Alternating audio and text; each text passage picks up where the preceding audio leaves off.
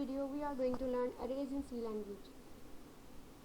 So today we will learn what is an array and what's the difference between an array and a variable, array declaration, and how we will define an array, and then finally printing of array elements.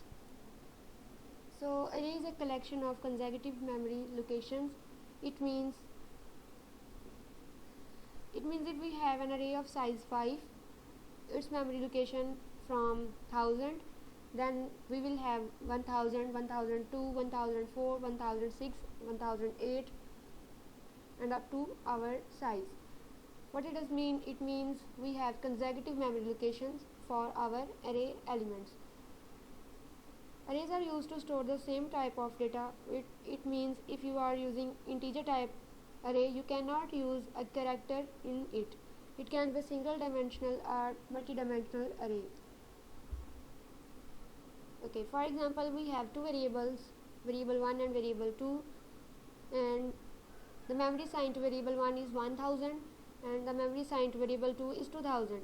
But suppose if we have defined these two values in the same line, but what happens here, because these two are separate variable, the memory assigned to these is different in memory location. So any free available location is assigned to these variables. So the difference between these two addresses is huge. One is in 1000 location and the other is in 2000 location. But for arrays we have these locations in consecutive manner. For if we have array of 4 size, array 1, array 2, array 3 and array 4 are the values in the array. So index 0 has array 1, index 1 has array 2, index 2 has array 3 value, and array 4 is in index 3. So the memory locations is same in the same manner as 1000, 1004, 1008 and 1012. It is in consecutive manner. For array declaration we need a data type, then we have the array name, and in brackets we need size of array. For example, int sum and 5. This statement means we have an array named sum and size 5. So we can store any 5 integer values in this array.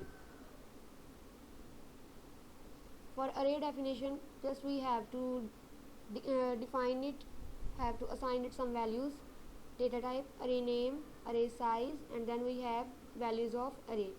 So for example, int sum 5 is equals to, in brackets we have 1 2 3 4 5, and these are the values assigned to the array. So this statement is array definition.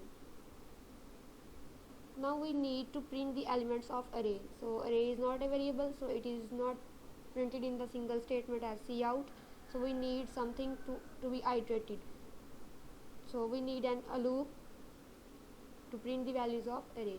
So for example, if we have array int sum and defined with values, so we need a loop. As array started from 0 index, so we have to start the for loop from I equals to 0 and less than the size of the array, and then we have to print the value sum of I. It means the sum is the array and I is the index of the array. So for sum of 0, 1 will be printed, sum of 1, 2 will be printed, sum of 2, 3 will be printed. So printing is done by the indexing. Let's have a practical example. We are going to define an integer array sum with size 5 and values are for printing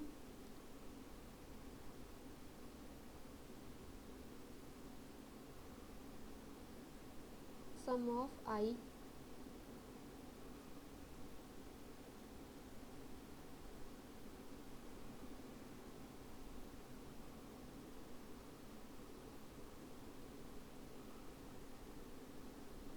Okay, what's happen if we start our for loop from 1?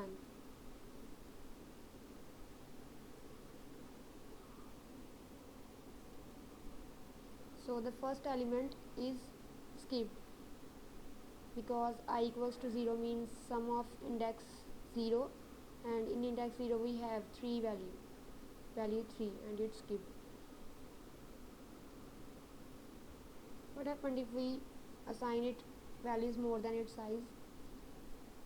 So there is an error. Suppose we use only this statement to print this array.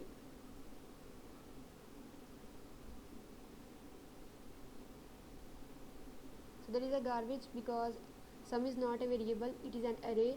So we need indexing here and we need a loop to print this array. So you can print it as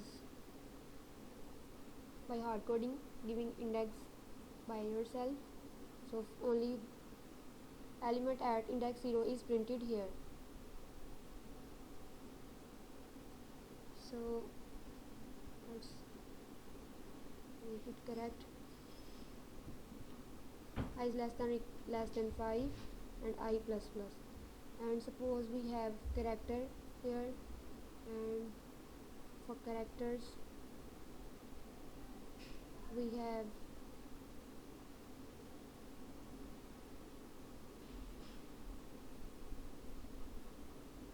let's run it. So you can use character arrays, string arrays and integer or float arrays depending upon your requirements.